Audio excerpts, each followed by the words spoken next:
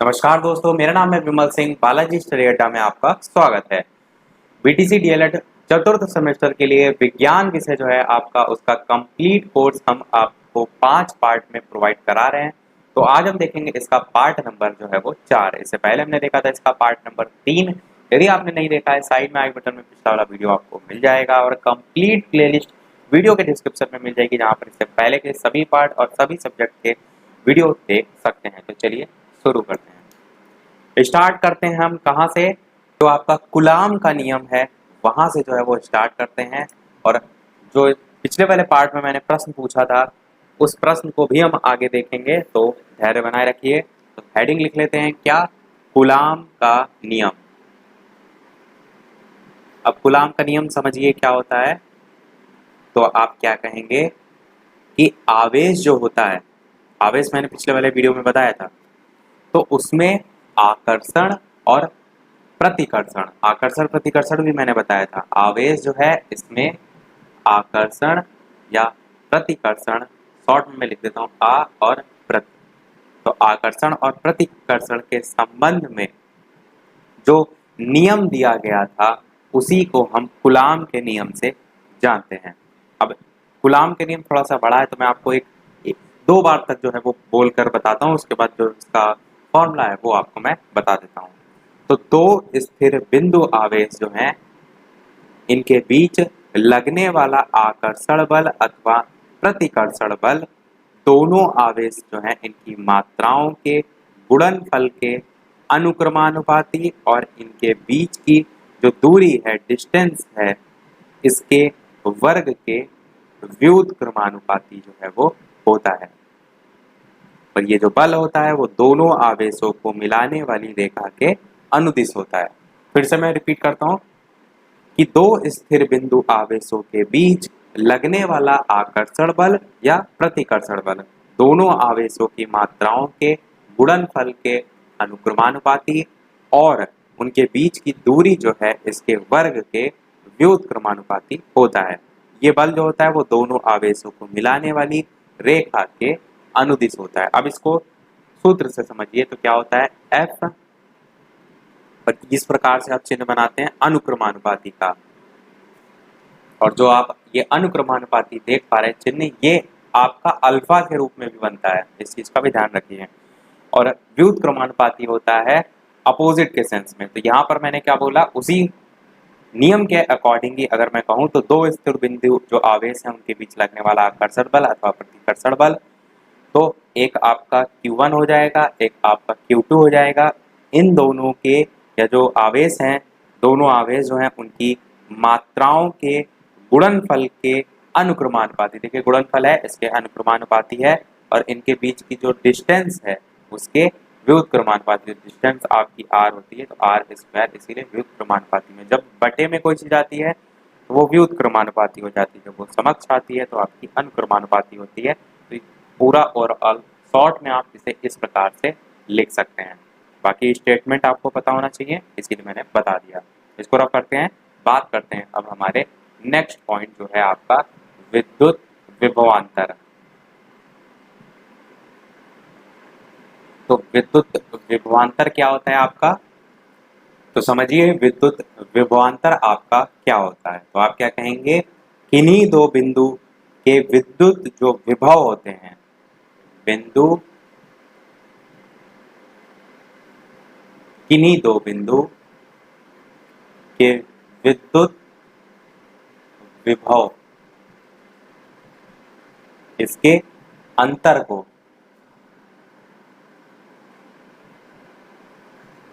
क्या कहते हैं, विद्युत विभवांतर के नाम से जाना जाता है। और इसी यानी विद्युत जो विभवांतर है, इसी को दूसरे तरीके से भी आप लिख सकते हैं कि जैसे कि आपका आवेश है और इस आवेश को किसी एक पर्टिकुलर बिंदु से, एक बिंदु से दूसरे बिंदु, मान लीजिए ये आपका दूसरा बिंदु है, तो एक बिंदु से दूसरे बिंदु में ले जाने में जितना कार्य करना होता है, या वह कार्य जो एकांक आवेश को एक बिंदु से दूसरे बिंदु तक ले जाने में किया जाता है, और उसको किसी धारावाही विद्युत परिपथ के जो 2 बिंदु हैं इनके बीच विद्युत विभवांतर के नाम से जाना जाता है। तो इस तरीके से भी लिख सकते हैं, ऊपर वाली डेफिनेशन आपको इजी लग रही है तो वो भी लिख सकते हैं। तो ये होता है आपका विद्युत विभवांतर। प्रश्न आपसे यहाँ से प्रश्न पूछा गया है प्रीवियस ईयर में, उसको भी देख लीजिएगा। तो ये हो गया आपका विद्युत विभवांतर। बात करते हैं नेक्स्ट की, जो है आपका सुचालक और कुचालक। देखिए सुचालक कुचालक तो सभी जानते हैं, पर जो इसके एग्जाम्पल हैं वो आपको पता होना चाहिए। सुचालक क्या होता है? जिसमें विद्युत का प्रवाह जो है वो हो जाता है। और कुचालक क्या होते हैं? जिनमें नहीं होता है। कुचालक में जैसे कि आपका लकड़ी हो गया, तो लकड़ी में अगर आप एक तरफ से विद्युत का प्रवाह उसमें करेंगे तो दूसरी साइड तक पहुंचेगा, आप कहेंगे नहीं पहुंचेगा, तो इसलिए वो क्या है? कुचालक है। और सुचालक में क्या है? पहुंच जाता है। अब देखिए सुचालक जो है इसके एग्जाम्पल आपको पता होना चाहिए। यहाँ से प्रश्न पूछा जाता है कि इनमें से कौन सा सुचालक है या इनमें से कौन सा सुचालक नहीं है। तो तांबा होता है, चांदी होता है, ग्रेफाइट होता है, एल्यूमिनियम होता है, इस टाइप से और एग्जाम्पल होते हैं। चार इतने काफी हैं। पर कुचालक में आपको एक मेन ध्यान रखना है, और तो आप नॉर्मल समझ ही जाएंगे। पोर्सिलिन जो है आपका होता है, ये आप ध्यान रखिएगा, क्योंकि जब ऑप्शन दिए जाते हैं तो अधिकतर इसी टाइप वाले ऑप्शन आपको देखने को मिलते हैं। और वैसे भी अगर सुचालक कुचालक आपसे पूछा जाए तो उदाहरण के तौर पर भी आप इन्हें लिख सकते हैं। और जो यहाँ है कुचालक, ये तो पोर्सिलेन आप आसानी से याद रख सकते हैं, पर सुचालक को याद करने के लिए मैं एक छोटी सी ट्रिक आपको बता देता हूँ। जितने भी कंपटीशन लेवल की तैयारी करते हैं वो सभी जानते हैं कि एक सीजीएल का पेपर होता है एसएससी लेवल पर, काफ़ी टफ होता है। जैसे 10+2 लेवल पर आपका सीएचएसएल का होता है, वैसे ही उसके ऊपर लेवल पर जब आएंगे तो सीजीएल का पेपर होता है। और सीजीएल के पेपर को जब आप किसी कोचिंग के थ्रू पढ़ रहे होते हैं तो वहाँ पर एचटी सॉल्व कराई जाती है। क्या सॉल्व कराई जाती है? एचटी, जिसे हम स्पीड टेस्ट कहते हैं। बस यही आपकी ट्रिक है। जहाँ पर भी आपको सुचालक दिखाई दे, तुरंत इस सुचालक से आपको इतना याद आएगा तो आप आसानी से सारे याद कर लेंगे। जो सुचालक का एस है उससे आपका एस हो जाएगा, यानी कि सुचालक में एच टी में जो एस है उससे सुचालक हो जाएगा, टी से आपका हो जाएगा तांबा, सीजीएल का जो सी है इससे क्या हो जाएगा आपका चांदी, जी जो है इससे हो जाएगा आपका ग्रेफाइट, और एल से जो है एल्यूमिनियम, लास्ट वाला एल है, यहाँ से आप ध्यान रख सकते हैं। तो ये छोटी सी ट्रिक है, आपको अगर अच्छी लगे तो याद रखिएगा। बात करते हैं चलिए अब नेक्स्ट पॉइंट की। नेक्स्ट पॉइंट है आपका विद्युत धारा के संबंध में। विद्युत धारा कितने प्रकार की होती है, सबसे पहले इसको समझें। तो दो टाइप होते हैं। एक होता है आपका दिष्ट धारा, जिसे हम डीसी के नाम से जानते हैं, यानी कि डायरेक्ट करंट के नाम से जानते हैं। दूसरा आपका होता है प्रत्यावर्ती धारा, जिसे हम एसी के नाम से जानते हैं, यानी कि अल्टरनेटिव करंट। इसकी फुल फॉर्म आपको पता होना चाहिए। अब देखिए इनके बारे में भी पूछा जाता है। तो दिष्ट धारा आप किसे कहेंगे? ऐसी धारा जो केवल एक ही दिशा में प्रवाहित होती है, उन्हें हम दिष्ट धारा कहते हैं। बहुत ही सिंपल सी डेफिनेशन मैं आपको बताता हूँ, ताकि आप पेपर में आए तो लिख ले जाएं, ऐसा ना हो कि इधर उधर झांक रहे हैं। प्रत्यावर्ती धारा में क्या होता है? ऐसी धारा जिसका जो परिमाण होता है और दिशा होती है, ये दोनों समय के साथ जो है वो बदलती रहती हैं। ये आपकी कौन सी धारा होती है? प्रत्यावर्ती धारा। और दिष्ट धारा में बताया ऐसी धारा जो केवल एक ही दिशा में जो है वो चलती है। अब इनके एग्जाम्पल से आपका डीएलएड के पूर्व वर्षों में प्रश्न पूछा गया है। मैंने आपको कराए भी हैं सारे, प्रीवियस ईयर बहुविकल्पीय में पूछा गया था। तो इसके एग्जाम्पल कौन से होते हैं वो आप ध्यान रखिए कि दिष्ट धारा के एग्जाम्पल में आपका टॉर्च हो जाएगा, ट्रांजिस्टर हो जाएगा, या आप कह सकते हैं कैलकुलेटर हो जाएगा।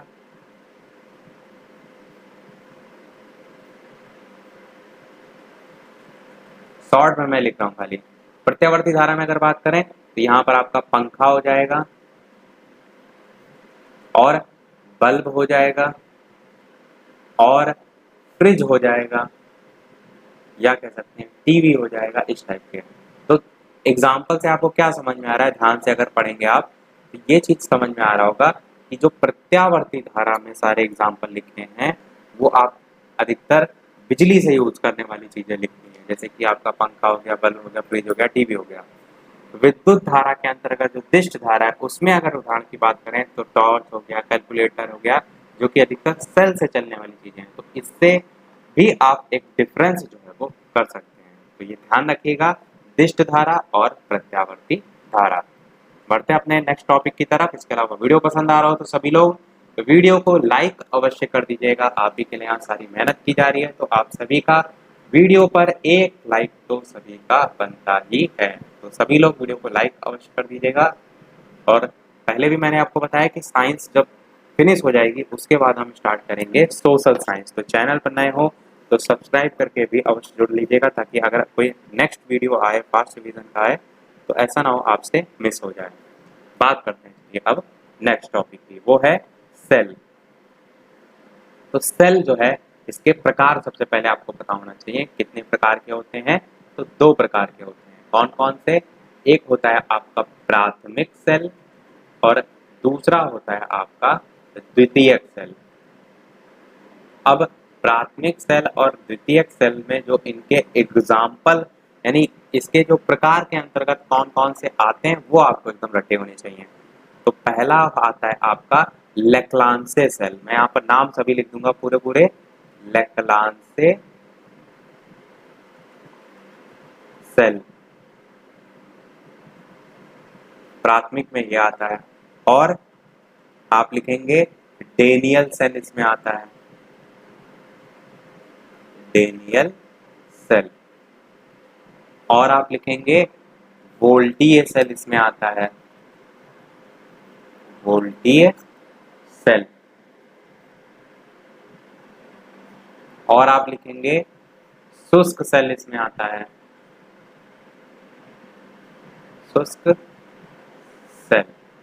अभी मैं आपको बताऊंगा क्या होता है प्राथमिक और द्वितीयक। ध्यान, पहले मैं इसीलिए केवल प्रकार लिख रहा हूं। फिर द्वितीयक सेल की बात करें तो इसमें आपका आता है सीसा संचायक सेल। इसमें केवल दो ही आते हैं, सीसा संचायक सेल और दूसरा नीफे सेल। देखिए टाइप तो बहुत बहुत हैं, पर यहाँ पर मैं केवल उनकी बात कर रहा हूँ जो कि आपके कोर्स में सारी चीजें दे रखी हैं। आपके एससीईआरटी पीडीएफ जो है उसमें दे रखी है, आपकी गाइड में दे रखी है, आपके बुक में दे रखी है, आपकी सीरीज में दे रखी हैं। उन सारी चीज़ों की बात कर रहा हूँ जो आपके कोर्स में है। तो ये आपके दो टाइप हैं सेल के, एक प्राथमिक सेल और एक द्वितीयक सेल। प्राथमिक सेल में आपका लेक्लांसे सेल, डेनियल सेल, वोल्टीय सेल और शुष्क सेल आता है। और दूसरा आपका सीसा संचायक सेल द्वितीयक सेल में आता है और नीफे सेल आपका द्वितीयक सेल में आता है। अब ये समझते हैं कि प्राथमिक सेल आखिर होता क्या है। तो एक लाइन में अपने दिमाग में एकदम बैठा लीजिए कि ऐसे सेल जिन्हें हम दोबारा चार्ज नहीं होते हैं, या तो उसी को दूसरी लैंग्वेज में आप कह सकते हैं कि पुनः आवेशित नहीं होते हैं। क्या कह सकते हैं? पुनः आवेशित नहीं होते हैं। उन्हें हम क्या कहते हैं? उन्हें हम प्राथमिक सेल कहते हैं। द्वितीयक सेल किसे कहते हैं? तो वे सेल जो इसके जस्ट अपोजिट आप कह सकते हैं, यानी कि इनमें चार्जिंग होती है या आवेशित होते हैं। देखिए लैंग्वेज में अगर साइंस की कहेंगे तो आप आवेशित कहेंगे, पर अगर मैं नॉर्मल लैंग्वेज में आपको समझाने का प्रयास करूं तो मैं कहूँगा कि जो आपके प्राथमिक सेल होते हैं उन्हें आप दोबारा चार्ज नहीं कर सकते। जैसे आप नॉर्मल वाले जो सेल यूज़ करते हैं, देखते हैं घर दुकान से एवरेडी का सेल लेकर आते हैं, वो यूज़ होता है पूरा, उसके बाद उसको फेंक देते हैं। पर जो द्वितीयक सेल है वो चार्जिंग वाले सेल होते हैं, जो थोड़े से महंगे आते हैं, कॉस्टली आते हैं। उनको एक बार आप फिनिश यानी कि जो पूरा है उसमें चार्जिंग खत्म होने के बाद फिर से चार्ज कर सकते हैं, तो वो इसमें आते हैं। समझ गए होंगे आप सभी लोग। बात करते हैं चलिए अब अपने नेक्स्ट टॉपिक की। नेक्स्ट टॉपिक आपका क्या है? अमीटर। इससे पहले कि अगर अभी तक आपने पार्ट नहीं देखे हैं तो जाकर देख लीजिए। मैं पूरा अपनी तरफ से प्रयास कर रहा हूँ कि सारा एक एक टॉपिक इसमें जो है वो कवर हो जाए, जो आपसे प्रीवियस ईयर में पूछा जा चुका है वहाँ से लेकर जो आगे पूछा जा सकता है वहाँ तक। तो अमीटर की सबसे पहले मैं बात कर रहा हूँ। अमीटर क्या होता है, तो आप कहेंगे विद्युत धारा की जो माप है उसके लिए यूज जो है वो किया जाता है, अमीटर का यूज। और अमीटर जो है इसका प्रतिरोध जो है वो, अमीटर का प्रतिरोध कम होता है। पर अगर बात करें आदर्श अमीटर की, किसकी बात करें, अगर आदर्श अमीटर की, तब आप क्या कहेंगे, तब आप कहेंगे कि आदर्श अमीटर जो है इसका प्रतिरोध शून्य होता है। ये आपका है हो गया अमीटर। इसी से मिलता जुलता एक आपका पूछा जाता है वोल्ट मीटर। इसको आप समझिए। तो वोल्ट मीटर कहेंगे आप कि ये क्या करता है, ये जो है वो चालक जो होते हैं इसके सिरों के बीच विभवांतर जो है उसको निकालने में यूज किया जाता है। एक एक लाइन में सारी देखिए चीजें बता रहा हूं आपको। अब अमीटर की मैं यहाँ पर डेफिनेशन लंबी चौड़ी लिखा देता, बताइए आपको याद रहती। आप क्या करिए, एक पॉइंट खाली दिमाग में रखिए और पॉइंट पॉइंट केवल ध्यान रखिए। पेपर में आपसे पूछा जाएगा, आप पॉइंट पॉइंट चीजें लिखिए, हाईलाइट करके लिखिए, और थोड़ा बहुत आप जो उसके बारे में जानते हैं विषय में वो अपनी तरफ से लिखिए, तो वो काफी होता है। अब आप झुआ भर पढ़ के जाएं और एग्जाम में आप कुछ ना याद आए तो आपके पढ़ने का क्या फायदा। तो इसीलिए पॉइंट सारी चीजें याद रखिए। आप वोल्ट मीटर अगर आपसे कोई पूछे तो आप क्या कहेंगे, चालक के सिरों के बीच विभवांतर ज्ञात करने के लिए वोल्ट मीटर का यूज किया जाता है। अब वोल्ट मीटर में प्रतिरोध की अगर बात करें, जैसे ऊपर कम था तो यहाँ पर प्रतिरोध जो है वो अधिक होता है। सेम चीज जैसे आदर्श अमीटर शून्य होता है, यहाँ पर आप क्या कहेंगे, आदर्श जो वोल्ट मीटर है इसका प्रतिरोध अनंत होता है, यहाँ पर शून्य नहीं होता है। ठीक है इतनी चीज। अब हमने जो सारे यहाँ पर पॉइंट देखे, इस पर बेस्ड एक फॉर्मूला भी होता है। तो हो सकता है आपसे न्यूमेरिकल वगैरह कुछ पूछ लिया जाए, ये सारी चीजें मैं रब करता हूँ, यहाँ पर लिख देता हूँ फॉर्मूला। वो होता है आपका प्रतिरोध जो है, प्रतिरोध बराबर विभवांतर बटे धारा, ये आपका सूत्र होता है। यहाँ पर जो प्रतिरोध है इसका मात्रक आपसे पूछा जाता है, तो आप क्या कहेंगे, मात्रक इसका ओम जो है वो होता है। तो इस पर बेस्ड को किसी भी प्रकार से प्रश्न है कि प्रतिरोध दे रखा है, विभवांतर दे रखा है, धारा पूछी, निकाल सकते हैं। अच्छा इंग्लिश में क्या कहते हैं विभवांतर को, तो पोटेंशियल डिफरेंस जो है वो इंग्लिश में कहते हैं, और प्रतिरोध को हम रेजिस्टेंस जो है वो कहते हैं। क्या कहते हैं, रेजिस्टेंस, RESISTANCE, ये जो है वो कहते हैं। और धारा तो आप जानते हैं, वैद्युत धारा को इलेक्ट्रिक करंट कहते हैं, तो यह सूत्र जो है वो ध्यान रखिएगा। बात करते हैं चलिए अब अपने नेक्स्ट पॉइंट की, जो कि आपका है प्रतिरोध जो है इनका संयोग। अब जैसे कोई भी प्रतिरोध होता है तो इसका संयोग दो टाइप से होता है, एक आपका श्रेणी क्रम में होता है और दूसरा आपका क्या होता है, दूसरा आपका होता है समांतर क्रम। अब दोनों को समझिए। तो इसमें बेस्ड जो है वो पूछ लिया जाता है कि जैसे कि आपको प्रतिरोध अलग अलग दे दिए गए और उसमें लिखा होगा श्रेणी क्रम में उन्हें संयोजित कीजिए या समांतर क्रम में। तो इसका फॉर्मूला होता है आपका R बराबर R1 plus R2 plus R3, यानी कि जितने भी यहाँ पर वैल्यू R की दे रखी हो। समांतर क्रम में जब आपसे लिखा हो तो 1/R बराबर 1/R1 plus 1/R2 plus 1/R3। अभी तक के आपके प्रश्न अगर देखेंगे प्रीवियस ईयर के तो ज़्यादा कठिन नहीं पूछा जाता है, पर कोर्स में आपके प्रतिरोध है और ये सारी चीज़ें दे रखी हैं, तो पूरे पूरे चांसेस है कि प्रश्न कहीं से भी पूछा जा सकता है। अब जैसे मैं आपसे कहूँ कि यहाँ पर दो आपको प्रतिरोध या तीन ही दे रखे हैं, लिखा हो कि 15 ओम और यहाँ पर लिखा हो 16 ओम और यहाँ पर लिखा हो 20 ओम, इस टाइप से लिखा हो कि 15 ओम, 16 ओम और 20 ओम का श्रेणी क्रम में जो है वो तुल्य प्रतिरोध ज्ञात कीजिए। तो आप क्या करेंगे, आर के वैल्यू कैसे निकालेंगे, इनकी जगह तीनों को पुट कर देंगे, तीनों को जोड़ देंगे, आपका आंसर आ जाएगा। सेम चीज समांतर क्रम में भी होगा कि कोई भी वैल्यू दे रखी होगी और वहां पर भी आप समांतर क्रम में निकाल सकते हैं। यहाँ पर आपको एलसीएम लेके फिर जोड़ना होगा, इतना सा केवल डिफरेंस आपका आएगा। सारी चीजें रब करते हैं। बात करते हैं अब किसकी, वैद्युत बल्ब की। तो विद्युत बल्ब का आपको चित्र पता होना चाहिए। मैं यहाँ पर आपको डायरेक्ट चित्र दिखाता हूँ और इसी में सारी चीजें हम देखते हैं। तो ये आपका चित्र है। सबसे पहले तो आपका जो पूरा बल्ब होता है उसको कांच का बल्ब होता है, तो आप उसे कांच बल्ब इस टाइप से लिख सकते हैं। अंदर ये जो आप भाग देख पा रहे हैं इस प्रकार से एक लकीर टाइप के बनी रहती है, ये फिलामेंट जो है वो लगा रहता है, इसे आप क्या कहेंगे, फिलामेंट।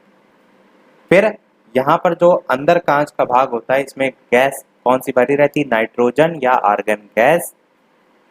ये वाला जो तार होता है इस प्रकार से सीधा, ये आपका सुचालक तार होता है, तो इसे आप सुचालक तार कहकर दर्शाएंगे। यहाँ पर सेंटर में अगर आपके पास आपने बल्ब देखा होगा तो कांच का लगा रहता है स्तंभ टाइप का, इसे हम कांच का स्तंभ कहते हैं।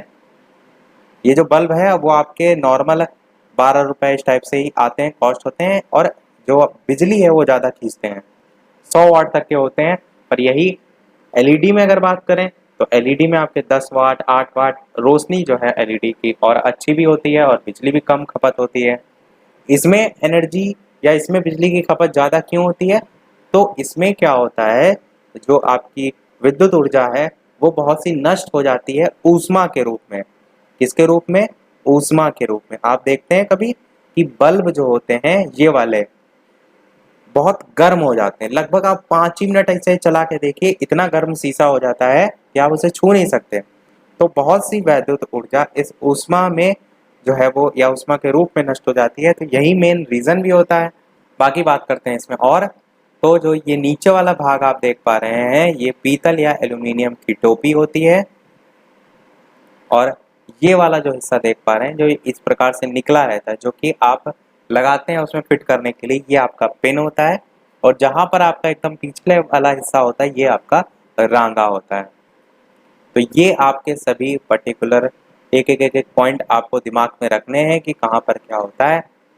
और एक चीज और अगर आप ध्यान देंगे तो यही आपका चित्र मैंने 2017 बैच की जब प्रिपरेशन कराई थी तो वहां पर बनाया था, और उनके पेपर में वैद्युत बल्ब का नामांकित चित्र बनाइए आया भी था। तो जिसने जिसने वो फास्ट रिवीजन वाला वीडियो देखा होगा आसानी से चित्र बनाकर गया होगा, क्योंकि ये जो चित्र की आप फोटो देख पा रहे हैं ये मैंने वहीं से ही ली है जब मैंने 2017 बैच के लिए जो है वो फास्ट रिवीजन कराया था।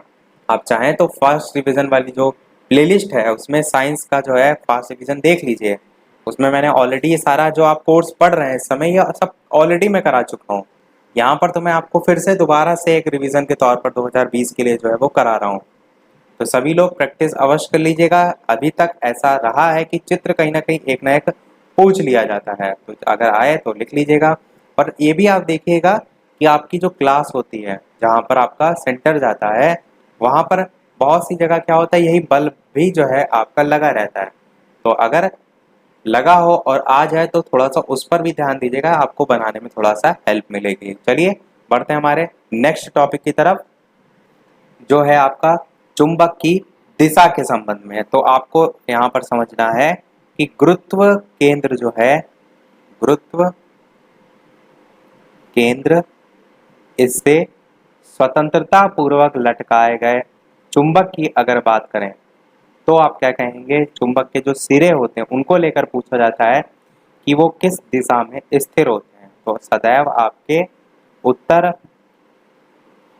दक्षिण दिशा में जो है वो स्थिर हो जाते हैं। बस इतना सा पॉइंट आपका इंपॉर्टेंट है इस दिशा के संबंध में। अब यहाँ से चुंबक से ही दूसरा प्रश्न आपका क्या पूछा जाता है, वो पूछा जाता है इसके उपयोग के संबंध में कि चुंबक का उपयोग कहाँ कहाँ होता है। तो अब नॉर्मल अगर आप देखिए तो जो स्पीकर होते हैं, लाउड स्पीकर होते हैं या नॉर्मल स्पीकर होते हैं, कभी आप उसको खोल के देखिए तो उसमें इस प्रकार से जो पुराने स्पीकर चलते थे कि गोल गोल करके चुंबक लगी होती थी रेडियो वगैरह में, तो आप कह सकते हैं विद्युत घंटी या लाउड स्पीकर में इसका उपयोग होता है। पहला तो आप इस प्रकार से लिख सकते हैं, दो ही मैं बता रहा हूँ, दो याद रखिएगा। दूसरा आप लिख सकते हैं टेलीग्राफ और जो टेलीफोन यंत्र होते हैं उनमें भी चुंबक का यूज किया जाता है। तो बस दो काफी हैं, और इन्हीं को आप चार भी बना सकते हैं। एक में आप टेलीग्राफ लिख दीजिए, एक में आप टेलीफोन लिख दीजिए, और जिस प्रकार मैंने विद्युत घंटी और लाउड स्पीकर बताया था, तो एक में आप विद्युत घंटी लिख दीजिए और एक में आप लाउड स्पीकर लिख दीजिए। 4 पॉइंट बन गए, चार काफी होते हैं। सारी चीजें रफ करते हैं और बात करते हैं हमारा सबसे महत्वपूर्ण टॉपिक जो क्या है, रुधिर है। और ये हमारा लास्ट टॉपिक होगा इस पार्ट का। रुधिर से संबंधित जो सारी चीजें हैं वो हम इसमें देख लेंगे, क्या क्या प्रकार होते हैं, क्या कार्य होते हैं, क्या वर्ग किसने खोज की, वो सारी चीजें। और फिर हम बाकी बचा जो है वो हम लास्ट वाले पार्ट में जो है वो देख लेंगे। चलिए बात करते हैं रुधिर की। सबसे पहले मैं आपसे कहूं कि किन किन भागों में इन्हें डिवीजन किया गया है, तो आप कहेंगे दो मुख्यतः भागों में बांटा गया है। एक आपका होता है प्लाज्मा और दूसरा आपका होता है रुधिर कणिकाएं। प्लाज्मा वर्ण से बहुत से लोग परिचित होंगे इस कोरोना की बीमारी में। क्यों? क्योंकि बहुत से चर्चा में रहा था कि प्लाज्मा जो है इससे कोरोना जो है वो ठीक हो जाता है, तो काफी लोगों ने क्या किया था, प्लाज्मा जो है वो डोनेट किया था, इसीलिए चर्चा में रहा था। अब देखिए प्लाज्मा के बारे में आप ये कहेंगे केवल कि रुधिर जो है आपका, यानी कि जो ब्लड है शरीर का, उसका लगभग 55% भाग आपका प्लाज्मा होता है। लगभग 55% भाग। अब रुधिर कणिकाओं पर मेन फोकस कीजिए। रुधिर के अंतर्गत रुधिर कणिकाएं आती हैं, और रुधिर कणिकाएं भी आपकी तीन प्रकार की होती हैं। पहली होती है आपकी लाल रुधिर कणिकाएं, लाल रुधिर कणिकाएं, और दूसरी आपकी होती है श्वेत रुधिर। इसको साइड से लिखते हैं ताकि आपको उधर साइड में जगह मिल जाए। दूसरी होती है आपकी श्वेत रुधिर कणिकाएं, और तीसरी आपकी होती है रुधिर प्लेटलेट्स। ये आपका बहुत ही इंपॉर्टेंट है, एकदम इसको रट के दिमाग में रखिएगा। और किसी ने लाइव कमेंट में भी कहा था कि ब्लड को जो है वो पढ़ा दीजिएगा अलग से। तो ये ब्लड अलग से क्या, आपके कोर्स में जो जो चीजें मैं सारी चीजें पढ़ा रहा हूँ, तो ये कैसे छूट सकता था भला इतना इंपॉर्टेंट पॉइंट। अब देखिए एक एक के बारे में जानते हैं। सबसे पहले बात करते हैं लाल रुधिर कणिकाओं में। तो आप क्या कहेंगे, लाल रुधिर कणिकाएं जिन्हें हम आरबीसी के नाम से जानते हैं, आरबीसी, रेड ब्लड सेल, लाल रुधिर कणिकाएं। इनके अगर केंद्रक की बात करें तो केंद्रक इनमें नहीं होता है। क्रॉस मतलब नहीं होता है, या केंद्रक विहीन होती हैं, इस प्रकार से भी आप लिख सकते हैं। और जीवन काल की बात करें तो जीवन काल आपको कहीं कहीं 127 दिन भी देखने को मिलता है, और नॉर्मल देखेंगे तो आप 20 से लेकर 120 दिन तक देखने को मिलता है। तो ये एक एवरेज के तौर पर होता है, इसीलिए अलग अलग देखने को मिलता है। पर 120 दिन अधिकतर जो है वो आपको जगह देखने को मिलेगा, तो 120 दिन को ही आप जो है वो प्रिफर करेंगे। दूसरी चीज आपको इसमें, दूसरी नहीं तीसरी चीज आपको ये याद रखनी है कि जो लाल रुधिर कणिकाएं हैं वो बनती कहाँ हैं। तो आप क्या कहेंगे, ये जो है वो अस्थि मज्जा में बनती हैं। अस्थि मज्जा, शॉर्ट में मैंने लिख दिया अस्थि मज्जा में बनती है। और यहीं अगर बात करें भ्रूण की, उसमें कहाँ बनती हैं, तो आप क्या कहेंगे, भ्रूण में जो है ये यकृत और प्लीहा में जो है वो बनती है। ये बहुत पूछा जाता है कॉम्पिटिटिव लेवल में, तो ये आपको पता होना चाहिए कि भ्रूण की अगर बात करें तो यकृत और प्लीहा में बनती है, किंतु नॉर्मल पूछा जाए तो लाल रुधिर कणिकाएं आपकी अस्थि मज्जा में बनती हैं। केंद्रक इसमें नहीं होता है, इसलिए केंद्रक विहीन आप इसे कह सकते हैं। जीवन काल की बात करें तो 20 से 120 दिन भी कह सकते हैं, या लगभग 127 दिन भी, या मैक्सिमम 127 दिन भी कह सकते हैं। इतनी चीजें आपको केवल इसके बारे में याद रखनी है। बात करते हैं हमारे श्वेत रुधिर कणिकाओं के संबंध में, और ये हमारा लास्ट टॉपिक होगा। मैंने पहले ही बता दिया है, वीडियो अभी तक आपने लाइक ना किया हो तो आपके लिए यहाँ पर इतनी मेहनत की जा रही है, तो आप सभी का एक लाइक तो वीडियो पर बनता ही है। तो जितने लोगों ने वीडियो को अभी तक लाइक ना किया हो तो जल्दी से फटाफट वीडियो को लाइक कर दीजिए और लोगों के साथ शेयर भी कर दीजिए, और उसके साथ साथ चैनल पर नए हो तो चैनल को सब्सक्राइब करके भी अवश्य जुड़ जाइएगा। टेलीग्राम चैनल से नहीं जुड़े हैं तो वीडियो के डिस्क्रिप्शन में भी आपको लिंक मिल जाएगी। टेलीग्राम पर भी बालाजी स्टडी अड्डा सर्च करके आप जुड़ सकते हैं। टेलीग्राम पर सभी वीडियो के नोटिफिकेशन भी आपको मिल जाएंगे। काफ़ी लोग कहते हैं नोटिफिकेशन नहीं मिलते हैं, तो वहाँ पर आपको मिल जाएंगे। बात करते हैं हमारे दूसरे श्वेत रुधिर कणिकाओं की। इसको क्या कहते हैं हम? WBC कहते हैं। WBC का मतलब क्या है? White blood cells. अब श्वेत रुधिर कणिकाओं को समझिए। जैसे कि हमने अभी देखा आरबीसी में केंद्रक नहीं होता है, इसमें अगर केंद्रक की बात करें तो केंद्रक होता है, यानी हम इसे क्या कहेंगे? केंद्रक युक्त होता है।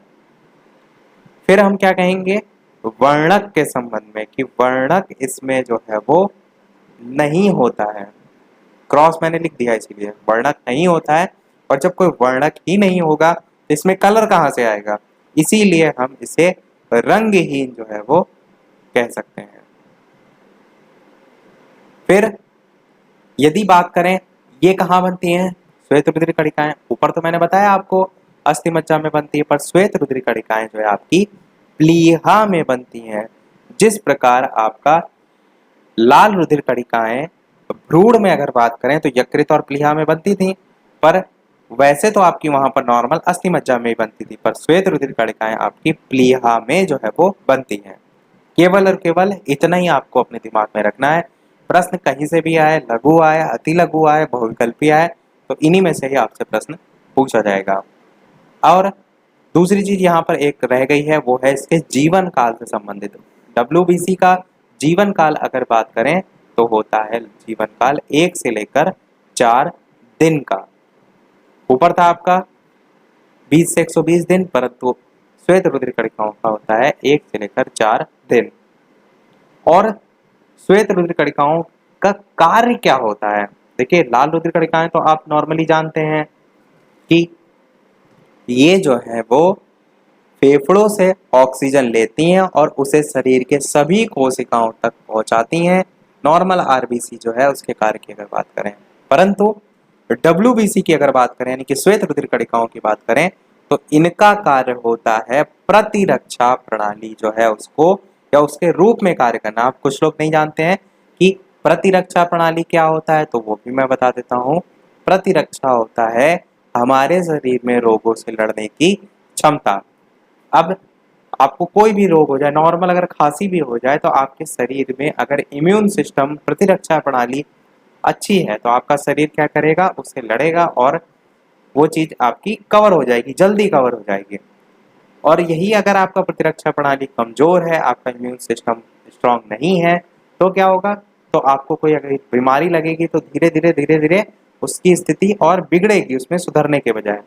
एक नॉर्मल इंसान को वो बीमारी हो कर ठीक भी हो जाती है, वहीं दूसरे व्यक्ति को उसमें और ज्यादा घातक सिद्ध हो सकती है। जैसे कि आप इस समय कोरोना वायरस को देख रहे हैं। कोरोना वायरस में आप देख रहे हैं कि जिनकी प्रतिरक्षा प्रणाली अच्छी है उनको कोरोना होने के बावजूद भी लक्षण नहीं दिखते हैं, क्योंकि उनका इम्यून सिस्टम स्ट्रांग है। या कह सकते हैं कि जिनको कोरोना वायरस होता भी है तो उनको जल्दी कवर हो जाता है। परंतु अगर एजेड व्यक्ति जो है उनकी बात करें तो उनमें इतनी जल्दी नहीं कवर होता है, उनमें लगता है समय।